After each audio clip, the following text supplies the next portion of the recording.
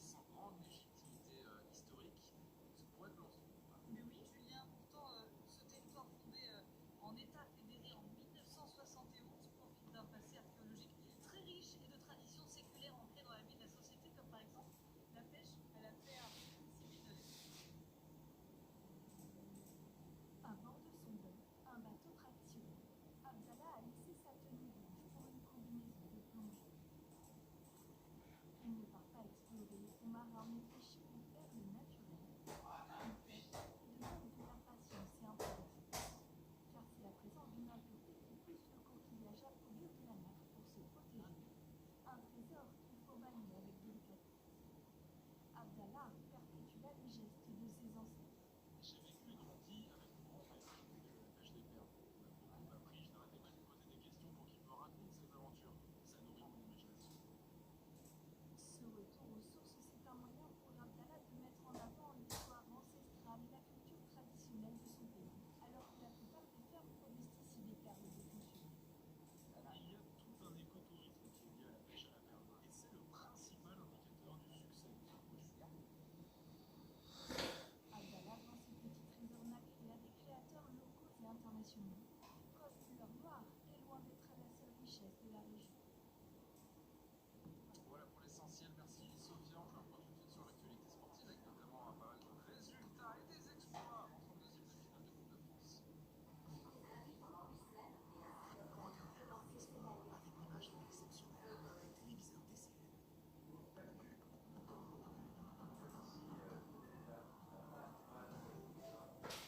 Historique, jamais une telle de la Réunion n'avait passé une 16e de finale de la Coupe de France. Les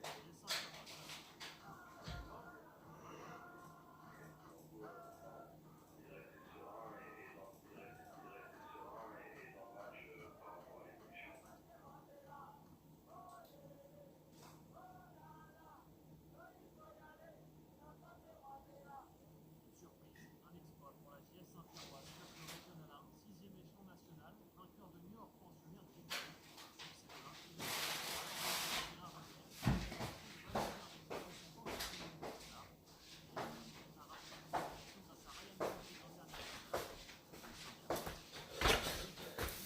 À rejoindre les 16e de finale, 30 ans après lui, avec le jeune Bertrand. Pour 5 000 sentinelles sur la pelouse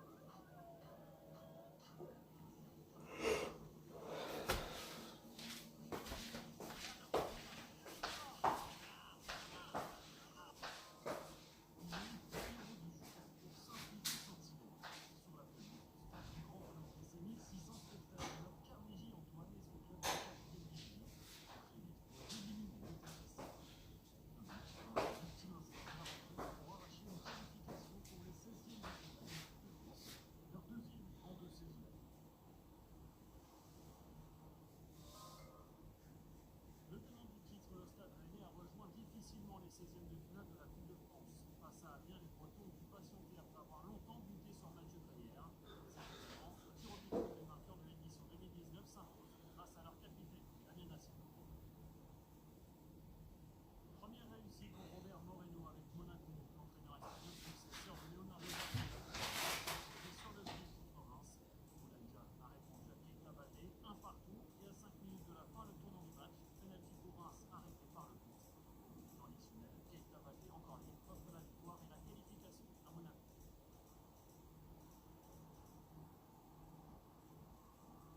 Pour moi, c'est important gagner quand tu as le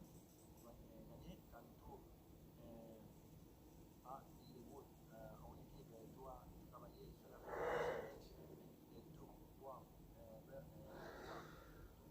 les choses que tu as demandées sur la semaine, c'est bon parce que c'est une formation maintenant, ça vous dire que tu vas avec son travail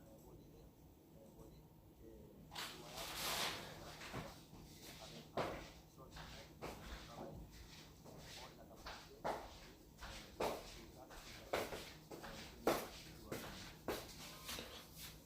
Avec beaucoup de sérieux, Lyon a démarré l'année 2020 bien mieux qu'il n'avait terminé 2018. Cette journée, Bourg-en-Bresse pour allier les 16e de finale de Coupe de France. Le but était payé en première période, mais les Lyonnais jouent en vite. Ah, ragazzi, signora Terra.